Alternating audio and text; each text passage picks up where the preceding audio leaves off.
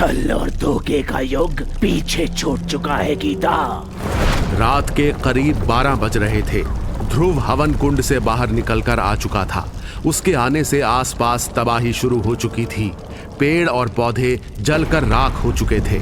आसमान पर काले धुओं का बादल बन चुका था। खत्म कर दो इन्हें ध्रुव, इनके मरते ही हमारी सारी मुसीबत अपने आप खत्म हो जाएगी। सुजाता की बातों का असर ध्रुव पर हुआ। वो उड़ते हुए गीता के बिल्कुल करीब पहुंच गया। पहले मेरी हत्या करो ध्रुव, क्योंकि मेरे रहते हुए तुम मासी का बाल भी बांका नहीं कर सकते। ध्रुव अपनी जगह से मुड़कर शिखा के पास आया। शिखा की आंखों में वो तेज था जिसे ध्रुव देख नहीं सका। उसने शिखा की गर्दन पकड़कर दबाना शुरू कर दिया।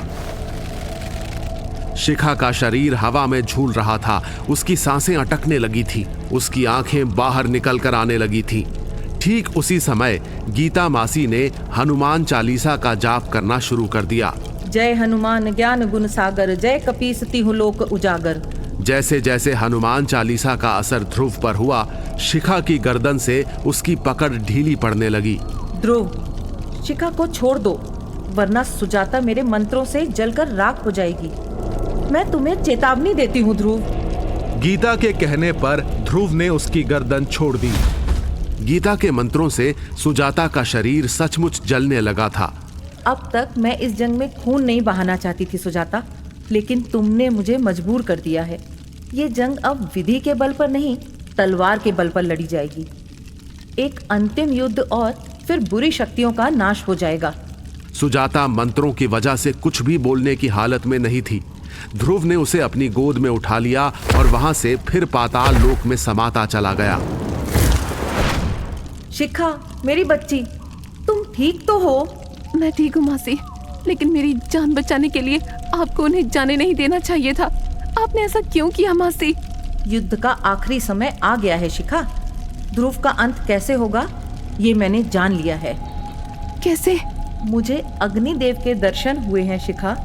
उन्होंने मुझे एक ऐसे शस्त्र को हासिल करने को कहा है जो सिर्फ महादेव को प्रसन्न करके पाया जा सकता है। मेरी यात्रा लंबी होने वाली है मेरी बच्ची। मुझे महादेव से वो शस्त्र हासिल करना ही होगा। कैसा शस्त्र मासी? एक ऐसा शक्तिशाली शस्त्र जिससे ध्रुव को मारा जा सके। उसका अंत सिर्फ उसी शस्त्र से हो सकता है शिखा। और सुजाता का अंत? उसका अंत कैसे होगा मासी? ध्रुव ही सुजाता की शक्ति है। उसके बिना सुजाता कुछ नहीं कर पाएगी। याद है हमने सुजाता को कितनी आसानी से कैद कर लिया था, लेकिन ध्रुव ने आकर उसे बचा लिया था। हमें ध्रुव को मारकर इस युद्ध को खत्म करना होगा शिखा। आप महादेव से ये शस्त्र कैसे ले पाएंगी? मुझे चारों धाम की यात्रा करके कैलाश पर्वत जाना होगा, जहाँ महादेव का पूरा जीवन बीता है। वहाँ बैठकर मैं उनकी पूजा करूंगी। उनकी भक्ति करके मैं उनसे वरदान मांगूंगी। इन सब में तो काफी समय लगेगा मासी। आज तक कैलाश पर्वत तक कोई इंसान नहीं पहुंच सका है। आप वहां तक कैसे जाएंगी? मैं अब इंसान नहीं हूँ मेरी बच्ची, सिर्फ एक आत्मा हूँ। मुझे इजाजत है, मैं जहाँ चाहूँ वहाँ जा सकती हूँ। हाँ, आपने सही कहा गीता मासी। आपके वापस आने के बाद मैं तो ये भूल ही गई थी। इसीलिए मुझे समय भी नहीं लगेगा।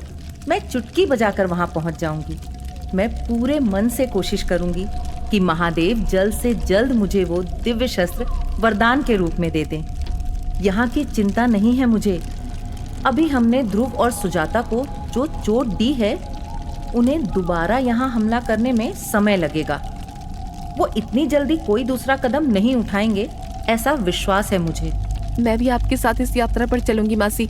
मम्मी पापा के जाने के बाद मैंने अभी तक उनके लिए कोई पूजा नहीं की। महादेव की भक्ति करने से अच्छा काम क्या हो सकता है? लेकिन इसमें खतरा है मेरी बच्ची। हम दोनों यहाँ नहीं होंगे तो सुजाता और ध्रुव को मौका मिल जाएगा यहाँ कोई नई मुसीबत खड़ी करने का। यहाँ पहले ही बहुत तबाही हो चुकी है मासी। उनका टारगेट इस समय हम हैं। हमारे अलावा उन्हें इस युद्ध में और कुछ हासिल करने का लालच नहीं है। शिखा जिद पर अड़ी थी। आखिरकार गीता को उसे अपने साथ ले जाने के लिए मानना ही पड़ा। ठीक है, अगर तुम साथ चलना ही चाहती हो तो मैं जबरदस्ती तुम्हें नहीं रोकूंगी। गीता से इजाजत मिलते ही शिखा के चेहरे पर मुस्कुराहट आ गई। लेकिन जल्दी ही ये मुस्कुराहट गायब हो गई। क्या हुआ शिखा, तुम फिर परेशान हो गई? ध्रुव की हत्या करने के लिए हम शस्त्र लेने जा रहे हैं मासी। मैं खुश कैसे हो सकती हूँ? अपनी बात पर बनी रहो। याद है तुमने ही कहा था कि अगर बुरी शक्तियों को खत्म करने के लिए तुम्हें ध्रुव की जान लेनी पड़े तो तुम वह भी करोगी। बस इसी बात को ध्यान में रखो। तुम्हारा दुख अपने आप धीरे धीरे कम हो जाएगा शिखा। ध्रुव को मारने के अलावा हमारे पास दूसरा कोई रास्ता नहीं है। ये सबसे अच्छा मौका है जब हम उसे रोकने के लिए आगे बढ़ सकें। उनका सारा ध्यान इस समय हमारी तरफ है और हमारा ध्यान सिर्फ उस शस्त्र को पाने की ओर। शिखा उदास थी। वो अपने आप को इस बात के लिए तैयार नहीं कर पा रही थी। आखिर एक माँ अपने बच्चे को मारने की योजना कैसे बना सकती थी?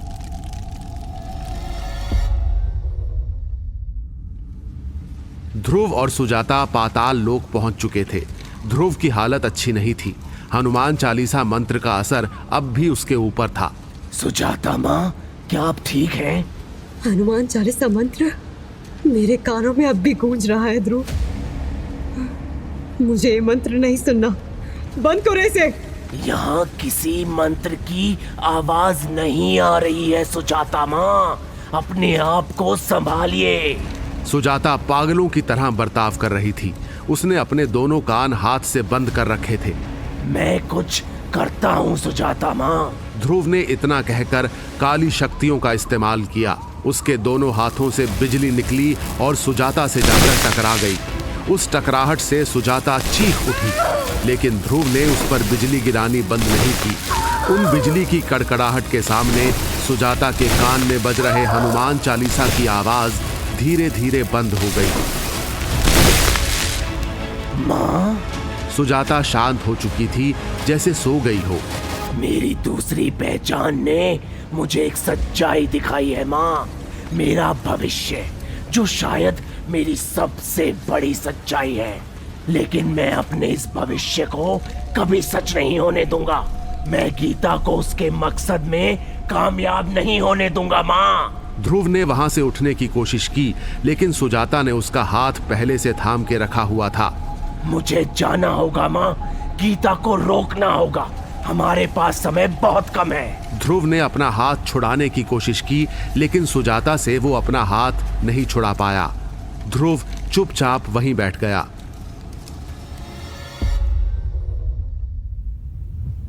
इधर गीता और शिखा उसी रात हिमालय पर्वत पर पहुंचे।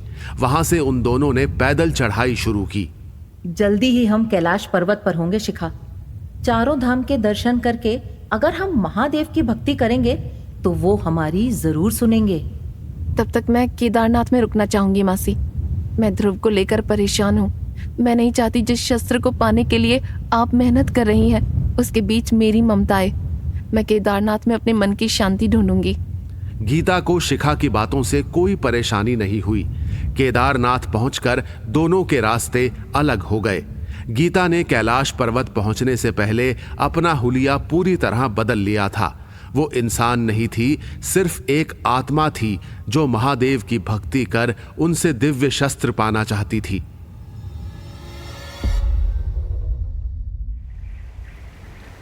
कैलाश पर्वत पर पहुंचते ही उसने मंत्रों का जाप शुरू किया और भगवान शिव का ध्यान लगाकर बैठ गई। ओम नमः शिवाय।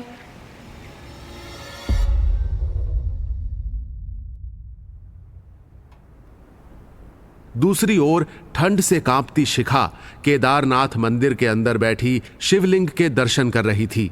अपने माता पिता की आत्मा की शांति के लिए वो प्रार्थना कर रही थी।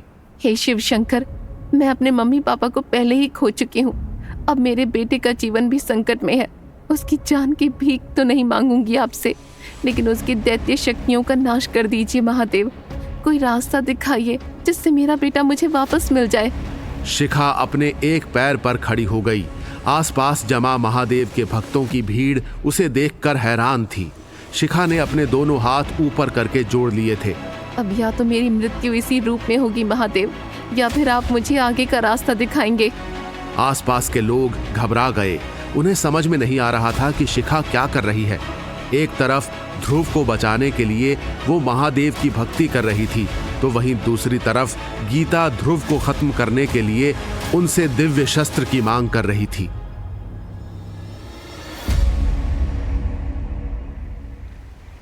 गीता जिस जगह पर ध्यान लगाकर बैठी थी, वहां थोड़ी ही देर में चमत्कार हुआ। एक रोशनी हुई जिससे गीता की आंखें चमक उठी। वो अपनी आंखें खोल उठ खड़ी हुई। महादेव, क्या आपने मुझे दर्शन दिया है? जिस जगह पर रोशनी हुई थी वहां गीता को कुछ दिखाई दिया। गीता अपनी जगह से उठ खड़ी हुई। उसे अब भी साफ साफ दिखाई नहीं दिया था कि वहां क्या है। जैसे ही गीता वहां पहुंची, उसका चेहरा आश्चर्य से खिल उठा। उसके होठों पर मुस्कुराहट आ गई। ये वही शस्त्र था जिसकी तलाश में गीता कैलाश पर्वत पर पहुंची थी। इससे पहले कि गीता उस शस्त्र को हाथ भी लगा पाती, वो शस्त्र धीरे धीरे आदित्य के रूप में बदल गया। गीता, वो शस्त्र तुम कभी हासिल नहीं कर पाओगी, क्योंकि मैं तुम्हें ऐसा नहीं करने दूंगा। गीता डर कर पीछे हट गई।